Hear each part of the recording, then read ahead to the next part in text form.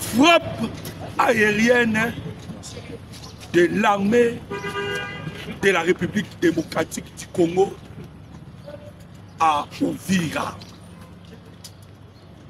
Les États-Unis d'Amérique viennent de surprendre Paul Kagame. Les accords de Doha, possibles signatures, aujourd'hui, ni les alliés kolekana. Mbote nabino ba papa, mbote nabino ba maman, mbote na bandeko ba congolais, de partout, balandi ya chaîne na biso, tozali na esengo mingi koya ko partager na bino les informations ainsi que les analyses ya makambo etali la République démocratique du Congo, mboka na bino mboka na biso. Bandeko ba congolais, émission tokosala lelo et qu'on a très important. Je pense que je suis en train de demander votre patience parce que na kotangi na bino document moko important.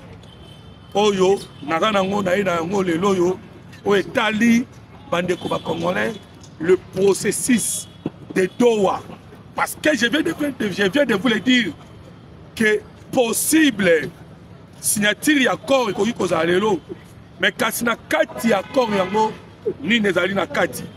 Voilà, nazali kosenga na patience na bino parce que tokotanga document wana ezali très important. Toko solo la na système oyo mokonzi mboka a adopta pour contourner Paul Kagame ya talk and fight. Abeta na bino masolo malombala. Kagame akoisaka avion ya Abiyarimana na système ya talk and fight. C'est pour cela le président de la République, Félix Antoine Tshisekedi Tshilombo, YP a tchaki le même système à talk and fight. Voilà pourquoi l'armée congolaise a attaqué à 2h du matin déjà armée numérique rwandaise Bazali Kolela na kobetela yo lisolo wana na kati ya émission elekana kindeni et salami pe ndeni na kobetela o pe décision ya mokonzi mboka Félix Antoine Tshisekedi Tshilombo après Paola Light bandeko oazali conseiller ya Donald Trump bandeko ba congolais et comme ce tour ya mokonzi mboka Félix Antoine Tshisekedi Tshilombo. Pourquoi le président a-t-il donné l'ordre à Jean-Pierre Mbemba pour l'ouverture à l'aéroport de Goma? Vous voyez que décision wana oyo mokonzi mboka azui na conseil des ministres azui yango justement après déclaration ya Paola White. Paola White alobaki que dans 52 jours la République démocratique du Congo a kozwa kimia. Voilà makambo oyo ezali kolekana oyo ezali na mesa en ce moment bandeko ba congolais. Kasi boyebi ndenge tosalaka mwana mboka Congo ezali na biloko misatu oyo tosengaka na bino mpona kosoutenir biso bato aka kopartager makambo etali la République démocratique du Congo. Tosengaka biloko misatu. Voilà pourquoi tokosenga na bino bosunga biso na biloko wana misatu. 1. Tokosenga na bino bo aimer biso na biso. 2. Partager les biso. Et puis 3. Commenter. Na partage ndeo kosunga ba congolais musupe ba yeba. Baba ndape kolanda makambo etali la République démocratique du Congo. En aimant l'émission, c'est nous encourager. Na ko commenter ezali parce que vous pouvez aussi nous aider par rapport à makambo auto lobaka, auto partageaka et le monde bino. Voilà pourquoi j'attends déjà cela. Dans le cadre il y a des commentaires bandeko congolais. Je vous demande simplement votre soutien na président de la République et surtout na Thérèse Kaikwamba parce que c'est là que je vais commencer. Pourquoi bandeko devrions-nous soutenir le président Tshisekedi ainsi que Maman Thérèse Kaikwamba bandeko? C'est parce que ils ont mené la guerre diplomatique na décret moko kozwa idée. Lobia wa Maman Thérèse Kaikwamba a utilisé Susuko frappé comme il le faut. Bande Koba Congolais, Otokoloba, la guerre diplomatique, parce que cette guerre diplomatique est une guerre médiatique. Vous voyez que Paul Kagame attend la classe, il y a guerre psychologique. Et la guerre psychologique, ils allaient pour la Rossani, comme même un mensonge, Namokili Mobimba. Mais au travers de la guerre Otokobunda, diplomatique Bandeko, nous avons obtenu une victoire historique.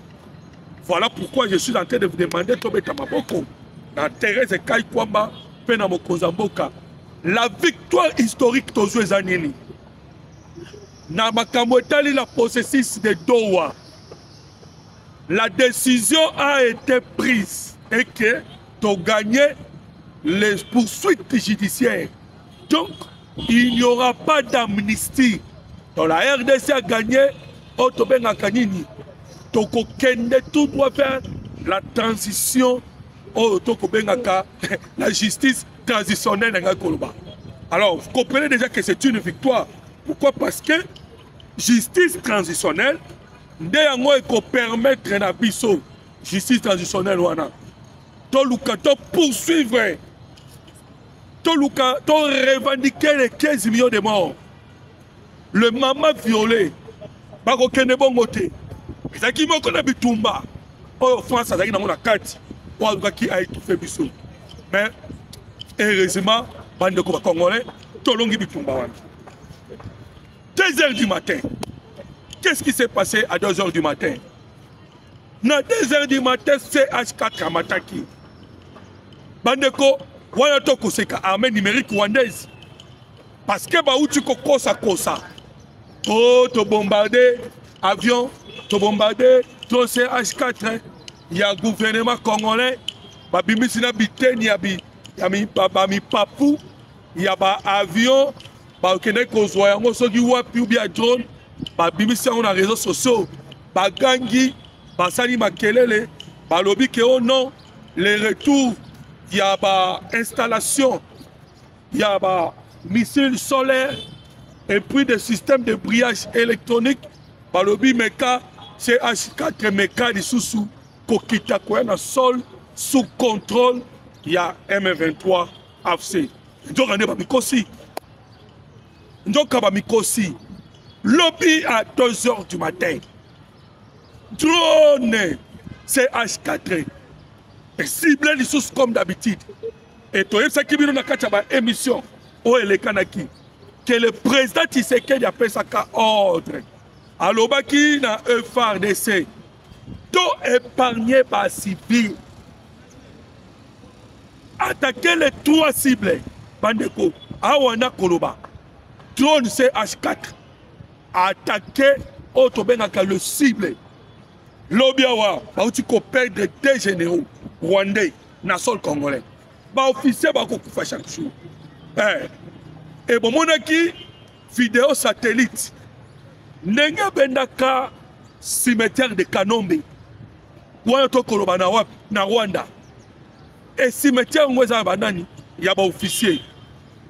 Donc le FARDC continue toujours. Il y a qu'à cibler les 3 cibles. Il y a qu'à cibler les officiers rwandais dans le sol congolais. Il y a qu'à cibler les logistiques. Et puis, qu'à cibler les sites miniers. Parce que surtout, pour ne pas piller minerais, le FARDC continue de cibler. Voilà pourquoi tu pètes qui. La cible, on a surtout frappé. Et on a réussi à les Congolais. Oyoki, Moïse Nyarugabou. Abandi Koganga. Mais au juste, maman na likambo ezani. Maman na likambo ezali ke na ba cible autobeti bande ko ba congolais. Ils étaient tentés d'essayer. Ba ko essayer, ba manipuler bande ko to benga ba réfugiés ba kimba ki Rwanda, ko ba yakana RDC. Oyo ba ko bisupe ba botami awa, ba mi benga na kombo ya Banyamulenge. Puisque Kagame, dans toutes les guerres, il y a Biso, a été Kombo Batouti. Voilà pourquoi Bomona Kilobi, notre ministre y a infrastructure. Nakombo ya l'ancien ministre de l'infrastructure. Nakombo ya Alexis Gisao. Il a répondu à Paul Kagame. Alors, bibi soto zaliba na oyo ya Minembwe. Montagne de Minembwe. Alors, tozo koloba na bino. Tozo koloba na Paul Kagame. Yo bundaka pona bisote. Bandeko Congolais Kagame a voulu un peu embrayer. Pour la bande de yebi place Minembwe ezate. Minembwe ezali entre Fizi Uvira. Na se botwana Fizi na mopanzi kotoyo tozali na Uvira. Ne place Minembwe ezali. Fizi Uvira. Alors bande de Congolais Fizi waza kotoyo Uvira za kotoyo nde esali ke na katikati Minembwe ezali. Alors Minembwe passe à Zali, les Rwandais baluka qui va contourner ba oya malembe. Ba vidéo ezali na net oyo kaki, ba bioto kende. Ba ba na Kinyarwanda, Minembwe ni ore, Minembwe ni ore, oh biso to kai kaka. Minembwe za na or. Donc vous comprenez que cette guerre auto-kobunda, ezali guerre moko bande ko ba Congolais. Guerre o ba bengaka yaba minéré. Pour na bazali koluka ndenge nini ba billet minéré congolais. Voilà le nœud à guerre. Si Koyo tellement va déstabiliser, Paul Kagame a déstabilisé, a voulu maintenant installer base dans Minembwe. Et comme troisième base, le Koba de Ana Goma, Ana Bukavu, Bayasko na Minembwe. Bacha base, bakene ko déstabiliser Burundi. Na mayela mo konzambo ka Félix Antoine Tshisekedi Tshilombo. Et au travers de la coopération, je ne le dis pas pour y bandeko. Je sais là où nous allons kokende. Pour Koyo Kabarwandé na Mikolo, bazole la ono de Burundi fort. Voilà pourquoi tous les Congolais vont comprendre que le président de la République a signé une coopération économique, coopération militaire avec le Burundi. Coopération militaire avec le Burundi. Ndé sali que Burundi a sali déploiement militaire dans le sol congolais. Et puis biso peut sali déploiement militaire na biso na Burundi. Coopération militaire. Ah ouais, toi comme tu as mis masolo, bazali kolela. Pourquoi? Parce que la présence il y a armée burundaise est comme à niveau ya consacré et déstabiliser Paul Kagame et déstabiliser l'embissi. Volonté bazali nango ya okota Katanga. Pour ba lukande ni ba kende ko déstabiliser. Maintenant le président d'Aïchimi vient de se prononcer. Vient encore de se prononcer pour dire ceci. Nous voulons la stabilité dans la région. Et nous sommes au Kigali à Komi Koloba. Que l'armée burundaise a commis comme ça un génocide contre les Maniamouni, ce sont des mensonges. Nous voulons la paix dans la région Mobimba et particulièrement à l'est de la République démocratique du Congo parce que Ndayishimiye a ses revendications originaires, il y a RDC. Congolais. Alors vous comprenez que le président africain va déterminer. Même le Tanzanie a soutenir la République démocratique du Congo. Oh, Paul Kagame, même William Ruto est allé même critiquer Mama Samia. Oh non, 96% n'est le Kébélé. Mais Kagame a qui 99%. Pour nous condamner qui Kagame était. Kagame a 99%. Alors, vous comprenez que c'est le système. Oh, mon Kozamboka a tué. Même ça qui veut dire que le président Tshisekedi alors qui que à Koloba langage moko na Paul Kagame. Langage moko na Paul Kagame, c'est-à-dire c'est que quand Paul Kagame fera ton contre-attaque na yango. Kagame le quoi ya yekola qui talk and fight. Oh ya yekola qui nous aussi de notre parti tous on peut appliquer talk and fight. Voilà pourquoi 2h du matin on les a découragés. À 2h du matin. Alors, Milelo et continue Kokota. Kolela et quoi M23. Yokabi 6 mois. Oh, ce choix du régime de Kinshasa de poursuivre la guerre et verser le sang des innocents à quelques heures de la signature de l'accord cadre de paix traduit clairement sa détermination à compromettre les efforts du Qatar et des États-Unis d'Amérique à instaurer la paix dans notre pays. Wana bisima mutauti olela. N'attaque on a outi robeto sur le désert. Wana zali poto restaller la paix à l'est de la République démocratique du Congo. Le président Baka oti katante. Et lors de Awasko to kobeta masolo bandeko lobby décision ezwamaki na conseil des ministres. Mais en faisant le calcul, la décision où ils ont marqué dans le Conseil des ministres, nous voyons que les calculs sont tombés net. Par rapport à la décision, il y a Paola White. L'envoyé spécial des États-Unis d'Amérique, Maman Paola White, où elle est prophéteuse dans la Maison Blanche. Tant qu'il y a Paul Kagame, parce que là, Paul Kagame, asisi koswana Paul Kagame, Paola White ake koswana mokonza mboka Félix Antoine Tshisekedi Tshilombo. Maintenant Paul Kagame ayebisaki nini? Ayebisaki Kagame. Kagame o ezali deuxième dernier avertissement. Et le message est clair. Parce que tant que Kagame ayepa mokonza mboka Félix Antoine Tshisekedi Tshilombo ezaki makamususu. Alors, nous avons découvert que Maman Paola White, Makamwa Bisaki Kagame, de ayaki kobimisango awa na République démocratique du Congo. Ayebisaki Paul Kagame boye. Ozali kaka na 52 jours. Oyo sengeli ocha en place pour un rétablissement y a paix en République démocratique du Congo. La toute dernière chance, Oyo, États-Unis d'Amérique ne t'oppose pas. Na paix au Seigneur comme en RDC.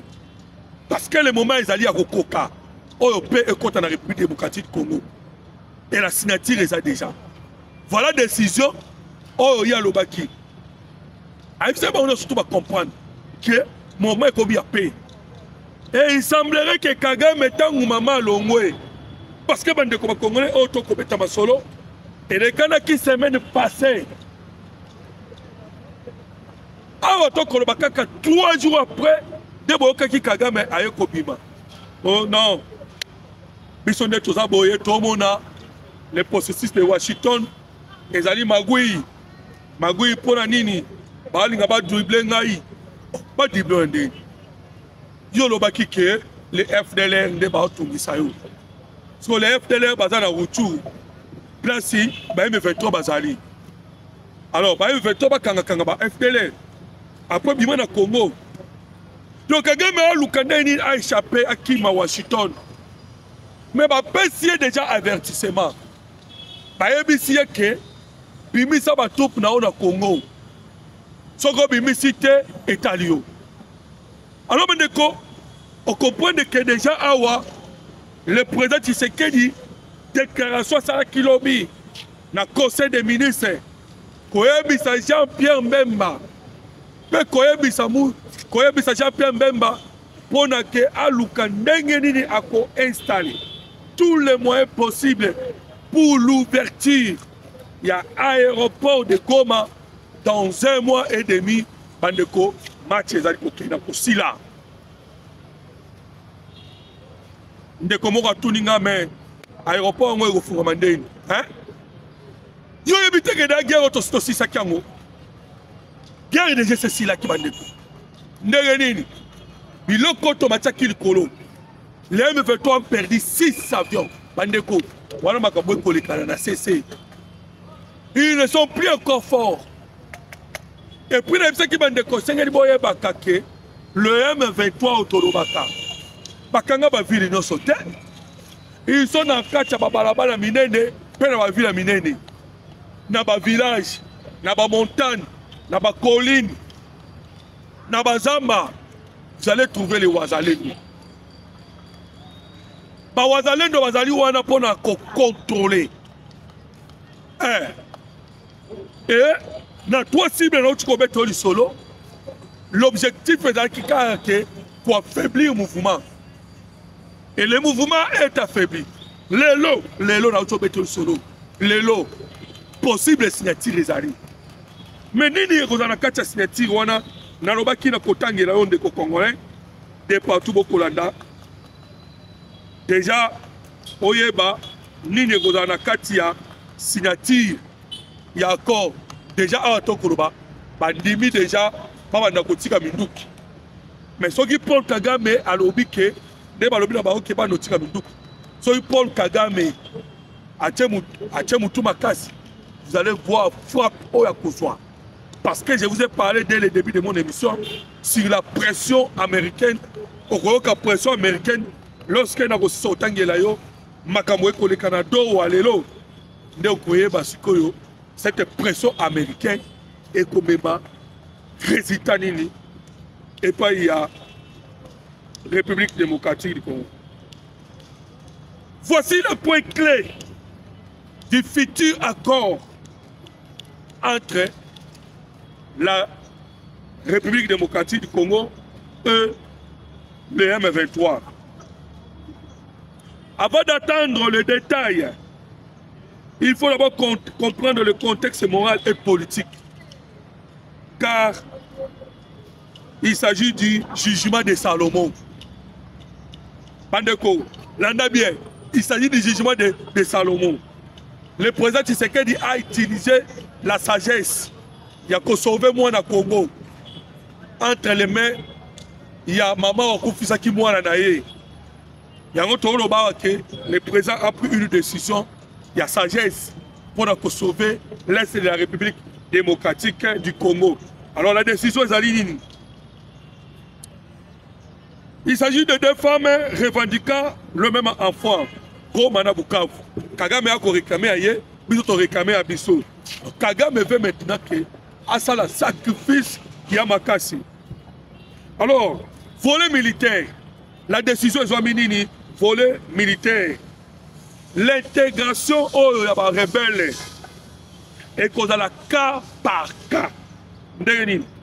Sur le plan militaire, l'intégration des éléments du M23 restera strictement cas par cas.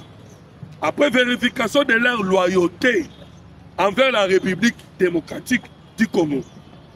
Les autres des militaires FC M23 seront démobilisés, réinsérés ou poursuivis selon leurs responsabilités. Wana volet militaire, décision ils ont mis en Wana, cas par cas. Sur les prisonniers, parce qu'il s'agissait à un moment il fallait la libération des prisonniers. Alors, sur les prisonniers, l'accord ne touche pas aux détenus non liés au conflit. Les prisonniers strictement liés à la guerre pourront faire l'objet d'un échange. Bon, voilà, liés à la guerre. Ces arrêts pour d'autres crimes resteront en prison. Mwanga Tutu, à en prison. Les responsables du meurtre à Chebeya, ils resteront aussi en prison. Le FADC arrêté pour trahison, en prison. Voilà, mais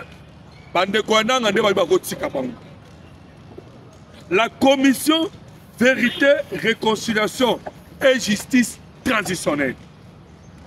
Une commission nationale indépendante sera mise en place pour établir la vérité, promouvoir la réconciliation, identifier les auteurs du crime et recommander les répartitions. Aucun criminel n'échappera aux poursuites. Maintenant, c'est ce qu'il y a un rétablissement de l'autorité de l'État. Décision ils ont mis les années. La restauration progressive de l'autorité de l'État. L'accord prévoit le retour complet de l'État dans les zones affectées. Sécurité publique, administration, justice, libre circulation, services civils et financiers. Donc, retour complet et que ça la maman, maman se kende, malembe, malembe. Na bisa ki d'abord ndekoke, l'armée rwandaise a kotara na Kisangani, mais abima ki malembe na butu butu. Voilà parce qu'ils ont besoin de Mindouki. Il faut que vous soyez Mindouki. Alors, arrangement sécuritaire, transitoire. Arrangement sécuritaire, transitoire. La RDC, l'AFC, M23 devront établir des dispositions sécuritaires temporaires pour protéger les civils et stabiliser les zones. Et dans le cas, il y a ouverture de l'aéroport. Le détail, la durée, la composition du commandement seront définis dans les protocoles. Et déclaration d'un état d'urgence humanitaire. Le gouvernement prévoit de déclarer soit état d'urgence humanitaire, une zone sinistrée et un programme spécial de pacification et de reconstruction dont le budget pour la reconstruction du Kivu s'élèvera à 5 milliards de dollars. Alors, Bandeko, vous avez compris déjà, document on a aussi Kotanga, et Zali Kolakisa, par décision Oyo, et Zali Kozwama, en ce moment, entre les rebelles et le gouvernement congolais, pour le rétablissement de l'autorité de l'État dans la zone douane. Paul Kagame a une opération suicidaire. Opération suicide. Pourquoi? Pour que Aluka Nengeni Nibadeko Congolais a même l'Iwa et Belé dans l'Est de la République démocratique du Congo. Voilà pourquoi le président Tshisekedi et le Congo de partout au Bazali Passoana. Ils ont tellement réfléchi, par raisonner Makassi, pour qu'elle rétablir l'autorité de l'État et tous les mécanismes. Mais je vous informe pour vous dire que malgré surtout mon Kozambo Kazali Kosala, mais je vous dis que Paul Kagame est en train de résister. Bon, quand il a une déclaration de Kosala, que tu sais qu'il y a un peu sa confiance. Ça, c'est Kagame. Il a tellement peur. Parce que moi, comme Kamu Kozambo Kandimi, Kagame a kokamwa ke, tu sais qu'il y a un peu de temps. Et ça dit qu'on est étonné. Moi, comme Kamu Arabi, Mouto Botolaka Kabila pouvoir Kaboui. Des éléments à condiment. Voilà pourquoi il avait commencé par dire d'abord que à Kobanga, le processus de Washington, où Azobanga a signé l'accord de Washington. Pourquoi? Parce que à un moment donné, tu sais qu'il y a Kobaluka, Namikole Koya, Kagame a salué Kobanga. Deuxième sortie médiatique, bon, tu connais Kagame à lobby. Kagame a lobby, ah non, tu sais qu'il n'y a pas beaucoup de temps pour solo, na bino na ye. Mais ce qui a kabimi la porte, ça va, à Kobaluka. À Baluka, Kanae, voilà ce qui est en train de passer. Paul Kagame a peur. Ce qui est dans l'émission que Kagame Azali Kobanga Pambate, c'est parce que Tshisekedi a étudié et il a compris le méthode que Paul Kagame est en train d'utiliser. Il peut utiliser la même méthode pour clouer Paul Kagame. Et à Paul Kagame a cloué. Parce que par décision au Bazouami. Alors, il est ticali sur le M23. Bandi m'a appliqué, to bako appliqué. Voilà la responsabilité d'abord. Ceux qui vont appliquer, tant pis pour eux. Mais ceux qui vont mettre en application, pour ne pas déjà frappe au bazou la désert et à l'élo. Il semblerait que Balinga va douter déjà de la signature. Parce que les gens ont lobby une dernière chance là-bas. L'envoyé spécial qui a l'accès déjà. Maintenant, la pression américaine a eu Koloba. Pression américaine a mis au niveau. Les États-Unis d'Amérique, les gens vont préparer qui tout. déjà l'arrivée à l'homme d'Éric Prince. Baza déjà dans l'Est de la République démocratique du Congo. Na Uvira, na Kisangani, na Fizi, partout baza déjà. Et décision est décision est que une fois que Kagame a beau appliquer l'accord de Washington, bango bani na bango attaque. Et l'attaque qui a mbalo et kozala ba jeté. Déjà le patron, le numéro 1 il y a Afrique, il y a Africom. On a coordonner ma base. Il y a des Américains en Afrique. Il y a déjà un aéroport Bandafab. Le 15 mois passé, il était prévu déjà à Bandafab. Mais qu'est-ce que nous avons constaté? Tu as constaté que Donald Trump a dit que c'est là. Parce que c'est un envoyé spécial. Voilà pourquoi Tinaki est belé à ma pasteur. Parce que là, nous connaissons Paul Kagame. Pourquoi? Parce que l'engagement de la guerre est quand même alloué à battre belé. Le patron de l'Afrique comme Wana, il y a un commandant, il y a force aérienne américaine. Bandeko, vous voyez bien américain côté force aérienne, parce que la capacité. Si on a la capacité américaine, tu as la démonstration de force. L'Obiawa, dans l'Iran, qui sont moins 125 avions de colo. 125 avions. Et puis, il y a l'Iran. Ma bêta peut détruire toutes les installations nucléaires au Iran. Quoi, ça va bombe, sous ou et qui kokoya, il y a 62 km de Samabélé. Et maintenant, c'est cette force aérienne. On va Tindaki déjà patron Africom. Il y a déjà dans la République démocratique du Congo. Pour que Babanda frappe. Mais, papa, c'est pas habité. Quand pas habité, tout le monde pasteur. Pour nous, comme ça, Kagame dernier avertissement. Agitation, on a dit comment on a Kagame dans le micro, ils n'ont pas battu. Kagame a l'obara pas battu. Kagame a voyagé pas battu. Par contre, on a dit Koloba, tu sais qu'il dit, il faut voyager, il faut Kagame est charismatique, Kagame a l'obara, mais il a changé. Kagame a commis Koloba, Kagame a commis voyager.